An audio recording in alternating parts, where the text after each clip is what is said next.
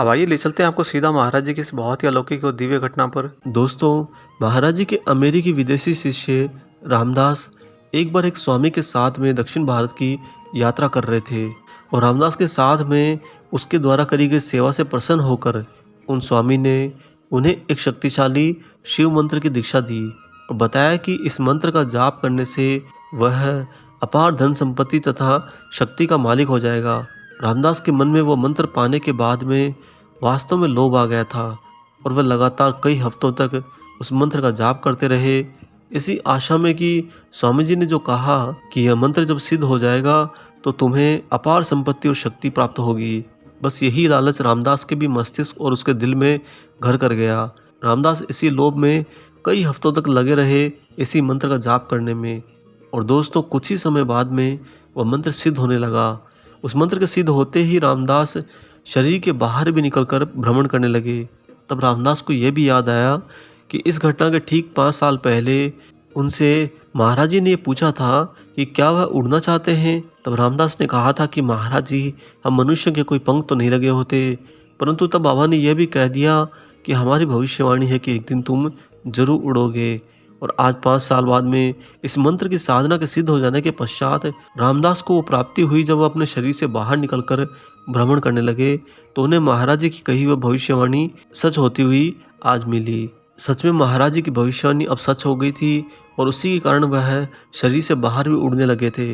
कभी कभी मंत्र का जाप करते समय रामदास के प्राण शरीर से बाहर निकलकर दूसरे धरातल पर पहुंच जाते, जहां पर उन्हें वापस उन्हीं स्वामी जी के दर्शन हो जाते जिन स्वामी जी ने उन्हें ये शक्तिशाली शिव मंत्र दिया था। 1 महीने बाद वे बाहर एक गुफा में बैठकर ध्यान करने लगे। रामदास ने इस गुफा के अंदर बैठकर भी उस मंत्र को जपना जारी रखा। पता नहीं रामदास के मन में किस बात का मोह पैदा हो गया था कि वह उस मंत्र की क्या पराकाष्ठा को परखना चाहते थे। जब उनका मंत्र और ज्यादा सिद्ध होने लगा तो एक बार वह शरीर से बाहर निकल गए, परंतु इस बार शरीर से बाहर ब्रह्मांड में भ्रमण करते हुए रामदास को एक ऐसे धरातल पर, ऐसे कमरे में लाया गया जहां पर बाबा नीम करोली महाराज जी स्वयं बैठे थे। रामदास खुशियों से भर के बाबा के चरणों के पास दौड़ पड़े। उस समय रामदास को यह ज्ञात था कि मैं अपने शरीर को त्याग कर भ्रमण कर रहा हूँ और ऐसे अलौकिक जगह पर मुझे स्वयं महाराज जी मिल गए, इससे ज्यादा सौभाग्य मेरा क्या। रामदास ने महाराज जी की ओर दौड़ते हुए देखा कि महाराज जी अपने तखत पर एक कंबल ओढ़े हुए बैठे थे। उसके बाद जो ही रामदास महाराज जी के नजदीक पहुंचा तो बाबा ने कंबल से अपने मुंह को ढक लिया और 3 बार ऐसी जोर से फूंक मारी जैसे किसी मोमबत्ती को बुझा रहे हों।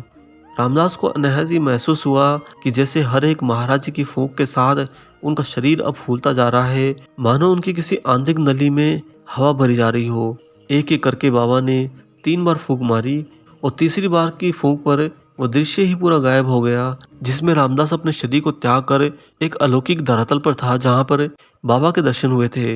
अनायास ही महाराज जी की तीसरी फूंक के अंदर सारा दृश्य गायब हो गया और रामदास ने स्वयं को फिर से उसी गुफा के अंदर पाया। परंतु एक आश्चर्यजनक कार्य यह हुआ कि इस बार रामदास के लौटने पर उनके पास स्वामी जी का जो दिया हुआ मंत्र था उसकी शक्ति अब समाप्त हो गई थी। वास्तविकता तो यह थी कि उस अलौकिक घटना में महाराज जी ने जो 3 बार फूंक मारी थी उसके द्वारा महाराज जी ने इस मंत्र को नेस्तनाबूद कर दिया था।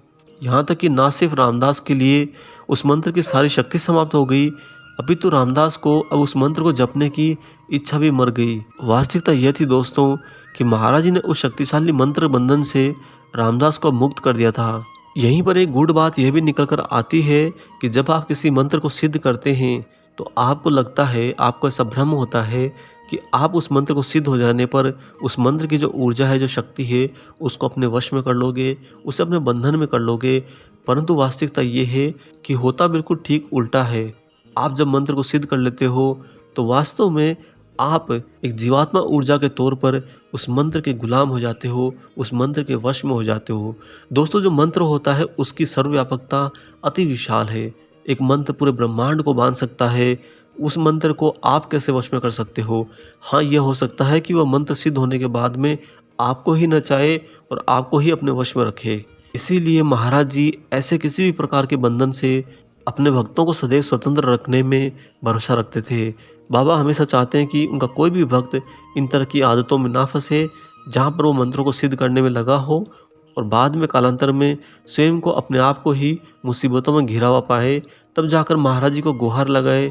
इससे बेहतर कि बाबा अपने भक्तों को इन मंत्रों के मायाजाल से दूर करते रहें। करते हैं कि महाराज जी आप सभी भक्तों को भी सदैव अपने जीवन के अंदर किसी भी प्रकार के बंधन में मंत्र से दूर रखें और किसी मंत्र की आपको आदत भी ना लगने दें। आशा करते हैं कि महाराज जी का ये खास प्रसंग आपको जरूर पसंद आया हो। वीडियो अगर अच्छा लगा है तो जाने से पहले इसे लाइक कर दीजिए और अगर आप चैनल पर नए हैं तो चैनल को सब्सक्राइब कर लीजिए। मिलेंगे बहुत जल्दी ही एक और ऐसे ही अलौकिक अंक के साथ। तब तक अपना और अपने माता पिता का संपूर्ण ख्याल रखिए और परम प्रभु श्री राम जी का निरंतर गुणगान करते हुए बाबा हनुमान और बाबा नीम करौरी महाराज जी की निस्वार्थ होकर सेवा करते रहिए। जय सिया राम।